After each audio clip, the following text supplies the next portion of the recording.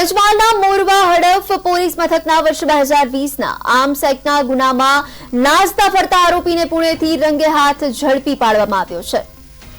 પોલીસે શંકાસ્પદ સ્કૂલ બેગમાં તપાસ કરતા તેમાંથી 7 પિસ્તોલ, 7 મેગઝીન, દેશી હાથ બનાવટના 3 કટ્ટા, સિંગલ બેરલવાળી 3 બંદૂક તેમજ જુદા જુદા 60 નંગ કારતૂસ સહિત ગેરકાયદે મળી આવેલા શંકાસ્પદ હથિયારો અને 1 નંબર વગરની બાઇક કબજે લઈ લેવામાં આવી છે।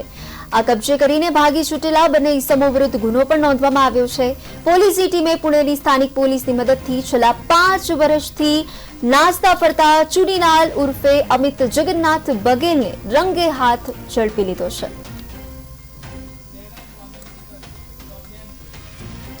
ઇસમો વિરુદ્ધ ગુનો નોંધીને આ અંગે વધુ કાર્યવાહી પણ હાથ ધરવામાં આવી છે। આર્મ્સ એક્ટના ગુનામાં સંડોવાયેલા 5 વર્ષથી નાસ્તા ફરતા આરોપીને રંગે હાથ ઝડપી લીધા છે।